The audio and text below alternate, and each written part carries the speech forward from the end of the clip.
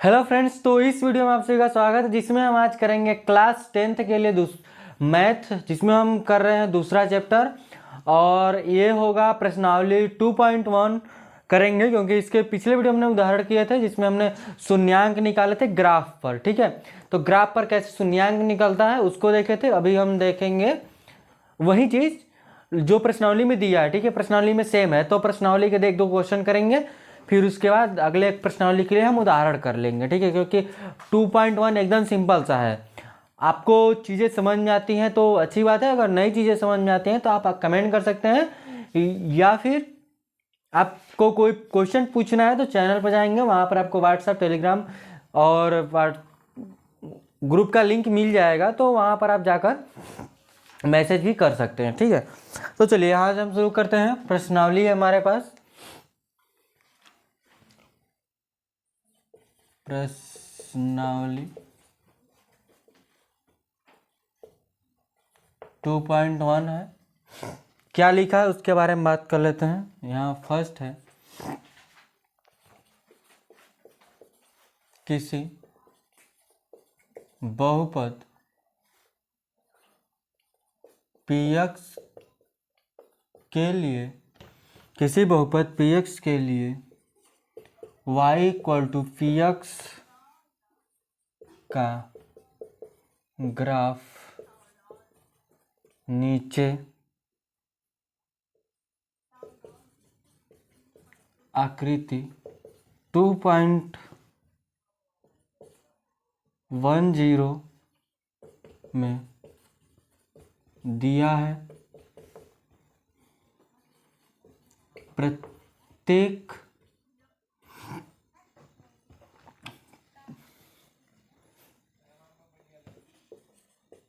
प्रत्येक स्थिति में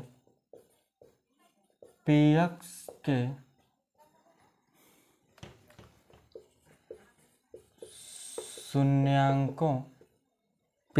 शून्यांकों की संख्या ज्ञात कीजिए। px के शून्यांकों की संख्या ज्ञात कीजिए। तो यहाँ पर हमारा पहला है ग्राफ। यहाँ से हमको ग्राफ ही दिया है, जैसे कि हमारे पास उदाहरण थे, सेम वही चीज है।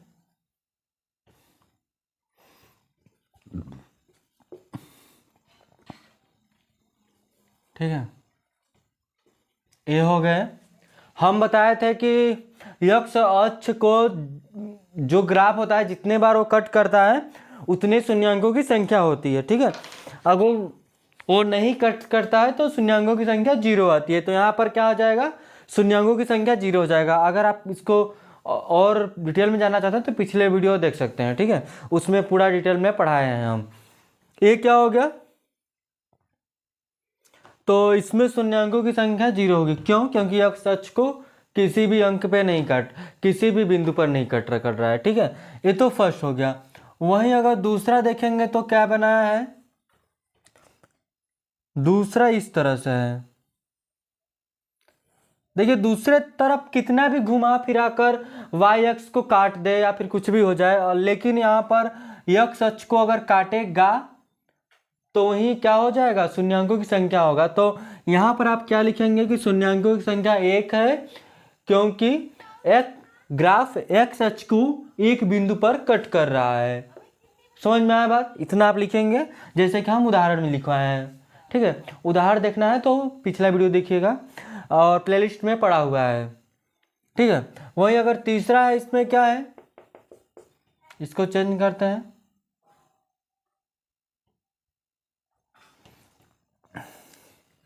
इस तरह से है। ठीक है, अब देखिए यक्ष अक्ष को कितने बार कट कर रहा है यहाँ से, तो 1 2 3 3 टाइम। ठीक है, तो आगे के क्वेश्चन इसमें अब हैं और बनाया हुआ है, जैसे कि देख लीजिए यहाँ से एक ऐसे बनाया है। ये तो दो शून्यांकों की संख्या 2 हो जाएगा। सेम उसी तरह इस तरह से यह भी हो जाएगा। देखिए 1 2 3 4, 4 शून्यांकों की संख्या हो जाएगी। और एक और है तो जो आप लोग खुद से कर लीजिएगा, ठीक है। चलिए हमारे पास आगे उदाहरण है, उदाहरण नंबर 2 है यहाँ से, ठीक।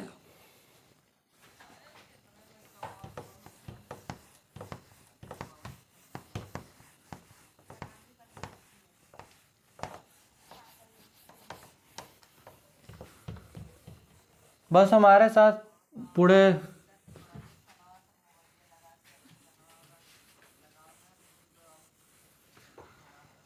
ज़्यादा मिनट तक हम लेक्चर करेंगे नहीं, एक लेक्चर 20 या 25, इससे बेसी नहीं होगा, ठीक है। और इतने मतलब काफ़ी कम समय में हम पूरा कंप्लीट कर लेंगे अपना सिलेबस। और बहुत ज़्यादा रिवीजन करेंगे क्योंकि रिवीजन इम्पोर्टेंट होता है। जितना ज़्यादा क्वेश्चंस प्रश्न साइंस के जो भी आप विषय पढ़ रहे हैं, हम तो यहाँ साइंस और मैथ पढ़ाएंगे, तो जितना आप किसी भी चीज़ का रिवीजन करते हैं उतना ही वो चीज़ बेटर होता जाता है, ठीक है। तो यहाँ से हम करेंगे, देखिएगा उदाहरण।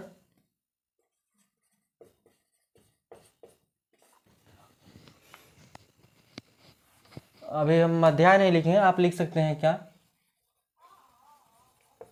अध्याय 2 है बहुपद। हम प्रश्नावली 2.2 के लिए हम उदाहरण है ये, ठीक है, दूसरा नंबर, क्योंकि उसमें एक ही उदाहरण था। क्या बोला है कि द्विघात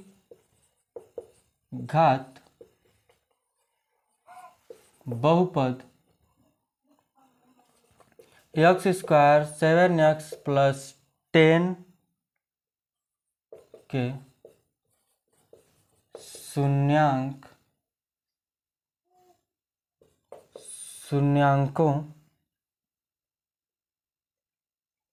के शून्यक ज्ञात कीजिए और शून्यांकों तथा गुणांकों के बीच के संबंध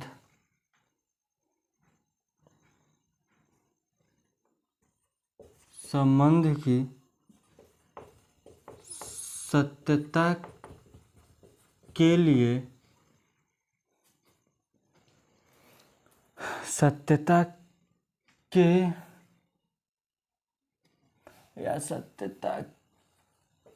की जांच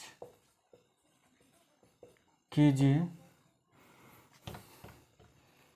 क्या है हमारे पास इसमें, हमसे क्या वाला है, तो x क्या है, x whole square 7x plus 10।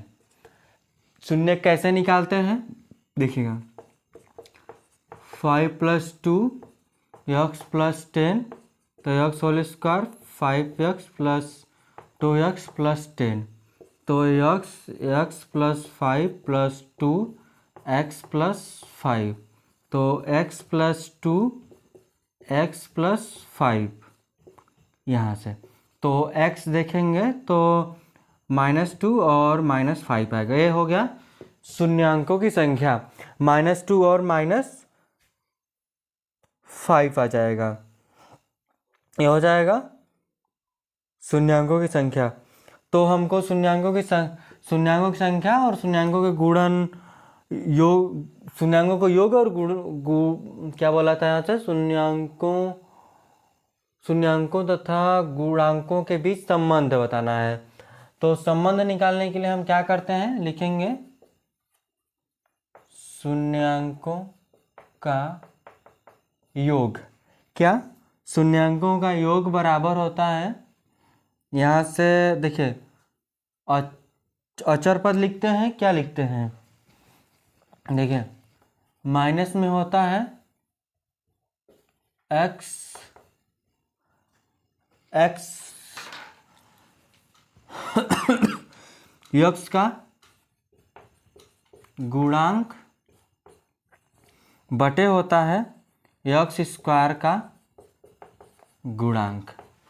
ठीक है, शून्यांकों का योग क्या हो जाएगा, देखिए -2 और प्लस माइनस माइनस होगा तो -7 हो जाएगा। यहाँ से यहाँ देखिए क्या हो जाएगा, यक्स का गुणांक क्या है 7 है, तो ऊपर -7 हो जाएगा और यक्स स्क्वायर गुणांक क्या है 1 है, तो यहाँ भी क्या जाएगा 7, दोनों साइड -7 आ जाएगा। ठीक है,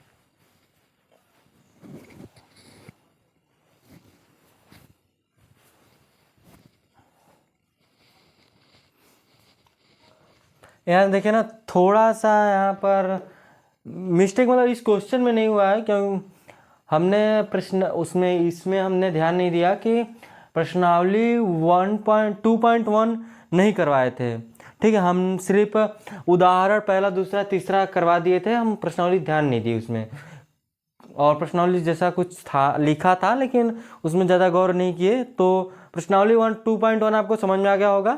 और ये उदाहरण हमने 3 तक किए थे उदाहरण। ठीक है, हमको इसमें से चौथा करना है, यानी कि प्रश्नावली समझिए 2.2 के लिए ही करेंगे, लेकिन ये हम कर चुके हैं, पिछले वीडियो में ही कर चुके हैं। ठीक है, अभी हमको ध्यान आया कि जब ये दोबारा क्वेश्चन हम लगा रहे हैं तो हमको ध्यान आ गया कि तो तुम मैंने लगाया है ना, तो एक बार आप एक बार और देख लीजिएगा, कोई दिक्कत नहीं है। ठीक है, हम बस चौथा उदाहरण यहाँ से नहीं किए थे तो चौथा उदाहरण कर लेते हैं कि चौथा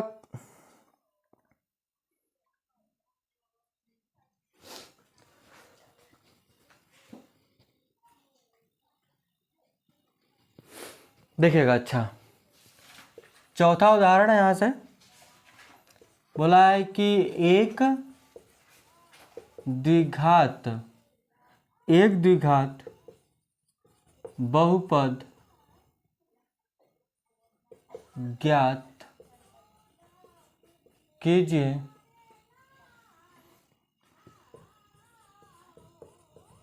जिसके शून्यांकों का योग तथा गुणनफल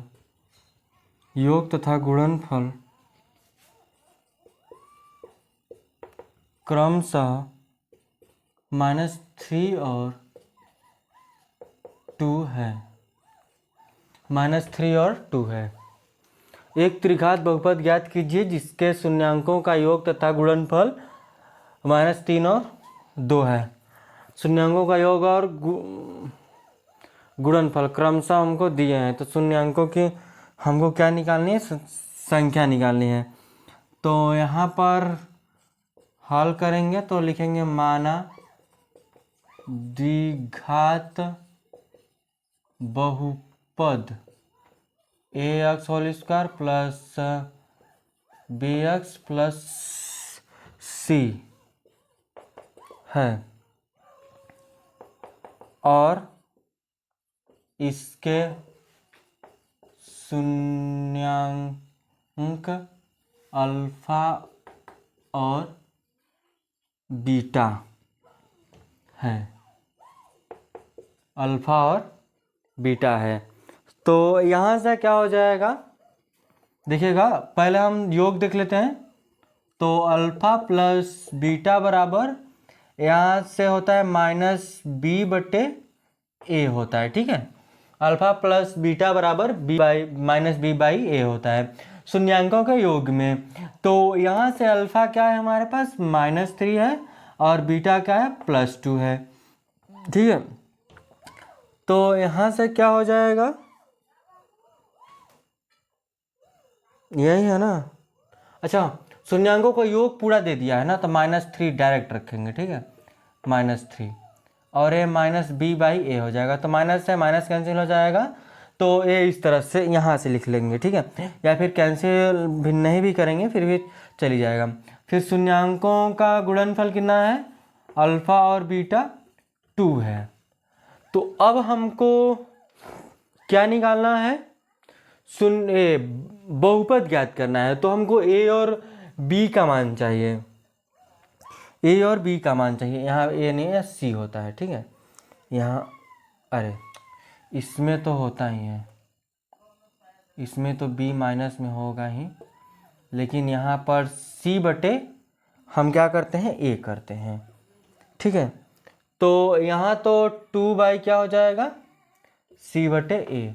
हमको ए बी सी डी का इसमें से मान निकालना है। तो हम कैसे निकालेंगे, एक बार आप देख सकते हैं, ठीक है। तो इसको हल करेंगे तभी तो निकलेगा। ए का मान, ए का मान यहाँ पर आप देखेंगे तो 1 हो जाएगा, ठीक है। यहाँ से सी का मान 2 हो गया और बी का मान -3 हो गया। तो हमको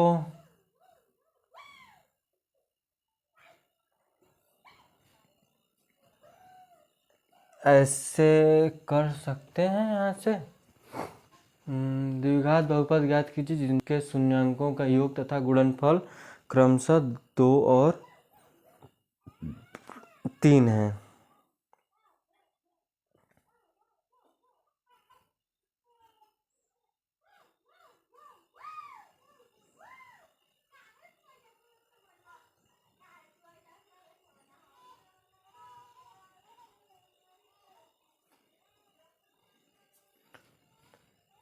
हाँ, यहाँ पर देखिएगा, अगर हम ये माइनस से भी माइनस से माइनस कैंसिल होगा, तो बी का मान अगर हम देखिए, यदि हम a बराबर 1 लेते हैं, b बराबर यहाँ 3 हो गया, c बराबर हमने 2 ले लिया, तो a देखिएगा a x पर whole square plus 3x plus 2 बराबर में हम 0 आसानी से ले लेंगे, ठीक है। तो इसको संतुष्ट करेगा, कैसे संतुष्ट करेगा, तो यहाँ से आप इसके शून्यांक निकाल देंगे, यहीं अगर आ जाए तो ठीक है, ठीक है। तो ये आ जाएगा आपका। आगे चलते हैं, त्रिघात बहुपद के क्वेश्चंस हैं हमारे पास। उदाहरण 5वां है, तो उसके लिए हमारे पास एक फॉर्मूला है, यहीं पर देखिए, ठीक है। अगर योग पूछता है शून्यांकों का योग, तो अल्फा प्लस बीटा, देखिए पहले बात ध्यान समझिएगा, अगर ax³ plus bx whole square plus cx plus d बराबर में 0 है, a हो गया, तो उसमें अगर हमको शून्यांकों का योग पूछता है तो क्या हो जाएगा, alpha plus beta plus gamma, क्या अल्फा बीटा और ये वाई की तरह थोड़ा गामा बनता है, गामा हो गया। ये बी के नीचे ऐसे रहता है ना, बीटा हो गया। Alpha plus beta plus gamma equal to -b/a हो जाएगा। और क्या होता है, इसमें अल्फा बीटा और बीटा अल्फा और अल्फा गामा बराबर में C/A, और यहाँ से इसका गुणनफल अल्फा बीटा और गामा बराबर D/A होता है। इस तरह से ये आप लिख लीजिए, क्योंकि अगला जो उदाहरण है हमारे पास इसी से रिलेटेड है।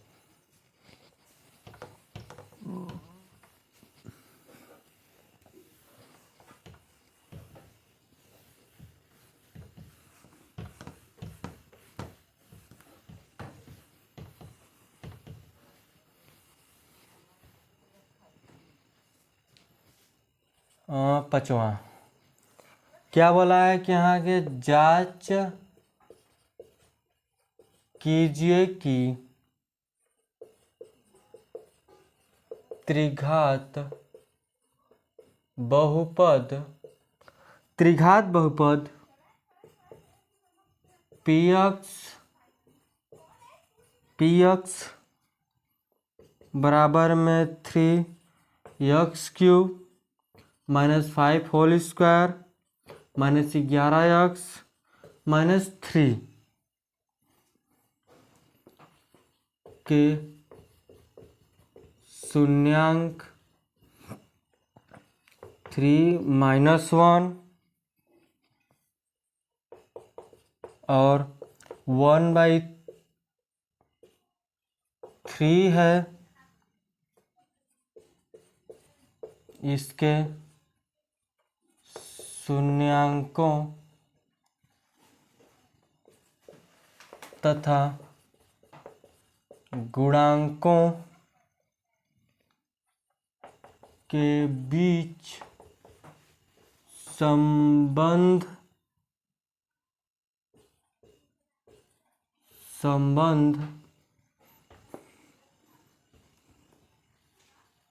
की सहायता से, यही लिखा ना, संबंध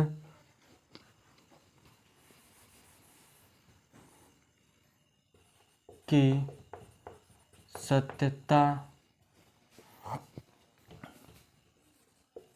की जांच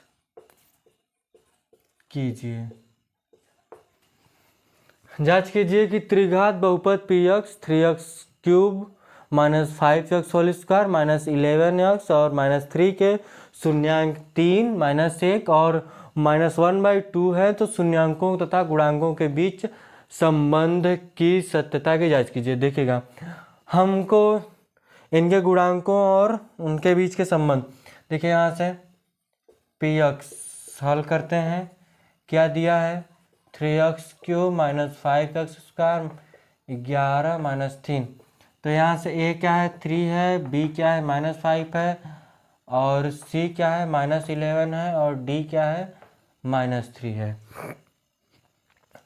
ठीक है, तो इसी में रखेंगे हम, एकदम आसानी से समझ में आया ना, तो रखते हैं। ठीक है, तो जब हमको शून्यांक दिए हैं तो गुणांकों के बीच संबंध की सत्यता की जांच कैसे करेंगे। देखिए p अगर हम 3 रखते हैं तो 3 के पावर 3 5 3 के पावर 2 11 3 और 3 3 3 के 9 9 3 के 27 27 में फिर करेंगे तो 81 3 3 के 9 9 5 45 माइनस में 3 3 -3, इसको जोड़िए, ये जोड़ेंगे और ये भी जोड़ देंगे तो 81 हो जाएगा, ये 0 आ जाएगा। यानी कि समझिए ये जो भी मान है इसमें से अगर कोई भी मान इसमें रखते हैं x के जगह पे तो वह क्या आ जाएगा। अरे ये वाला मान नहीं रख रहे ना, ये का मान, ये हमको शून्यांक दिए हुए हैं। देखिए यहाँ 3 -1 और -1/3 दिए हैं, तो इसलिए हम रख रहे हैं ना। यहाँ पर आप लिख सकते हैं शून्यांकों की संख्या क्या है 3 है -1 है और क्या है यहाँ से और -1/3 है। हम इसको रख रहे हैं ना कि ए और बी का मान रख रहे हैं ना, मतलब वो शून्यांकों का मान यहाँ पर x की जगह पर रखने पर इसके बराबर 0 होना चाहिए, तब जाकर वो सत्य होता है। ठीक है, यानी कि संतुष्ट करता है। उसी तरह आप p-1 रख सकते हैं। a करेंगे तो -3 हो जाएगा, a करेंगे तो वही रहेगा जो है, और यहाँ से हो जाएगा +11, यहाँ -3 हो जाएगा। अब देखिए a और a जोड़ेंगे तो 8 हो जाएगा, -8 और -3 तो 11, और प्लस का 11 क्या हो जाएगा यहाँ से p-1 बराबर, ये भी 0 हो जाएगा। सेम उसी तरह आप p-1/3 रख सकते हैं, बराबर में 3 -1/3 पे 3 और 5 -1/3 पर होल स्क्वायर और 11 माइनस इतना, और यहाँ पर ये माइनस है, बिल्कुल माइनस है। a माइनस यहाँ से प्लस कर देगा, 11/3 -3, यहाँ से ये तो माइनस ही रह जाएगा, 5/9, यहाँ से कितना हो जाएगा, यहाँ भी 9/1, क्योंकि ये काट दिए ना, ये माइनस का आ जाएगा, 3 डायरेक्ट हम काट दिए। अब देखिए इसको कर्व करा लेंगे तो 0 आ जाएगा। ठीक है, तो p-1/3 है, बराबर में p-1/3 बराबर 0 आ जाएगा। आप इसको कर लीजिएगा, ये 0 आ जाएगा ना। ठीक है, ये प्लस रहेगा ना, ये क्या यहाँ से प्लस रहेगा। तो ये तो हो गया, समझ में आ गया इतना। ये तो हुआ, सत्यता की जांच होगी कि इसको शून्यांकों का मान रखे, हमारा 0 आ गया। जब यहाँ से 0 आ गया तो हमको शून्यांकों के इसमें अब रख देंगे, इस वाले में रखते हैं अब हम।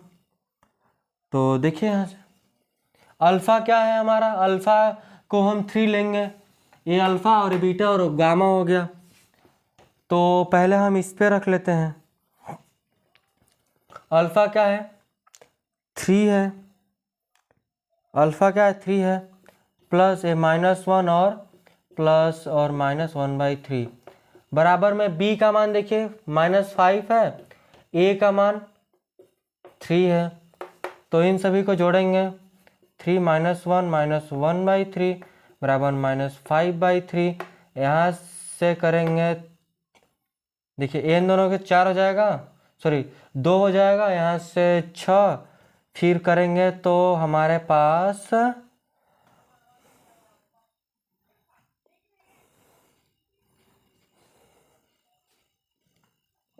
एक सेकेंड 2 हो जाएगा, 2 3 6, इस साइड लेकिन माइनस का नहीं आएगा। ठीक है, इस साइड माइनस का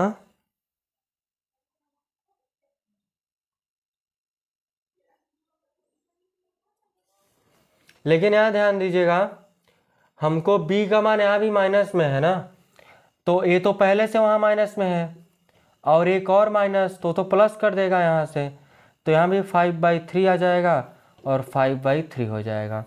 ठीक है, दोनों हो गया। उसी तरह आप एक बार इसमें रख लीजिएगा, एक बार इसमें रख लीजिएगा, इन दोनों में आप रख कर लीजिएगा, आपका आंसर आ जाएगा। ठीक है, तो आगे जो प्रश्नावली है, प्रश्नावली के क्वेश्चंस हम नेक्स्ट वीडियो में करेंगे। वो जो पहला वाला क्वेश्चन उदाहरण हम करवा दिए हैं, दूसरा उनने पिछले वीडियो में भी हम करवाए हैं, तो जाकर आप देख सकते हैं। तो बस आज के लिए इतना ही रखेंगे। अगर आपको चीज़ें समझ में आई होंगी तो आप कमेंट कर सकते हैं और चैनल को सब्सक्राइब कर लीजिएगा। ठीक है, तो आज के लिए बस इतना रखेंगे। धन्यवाद।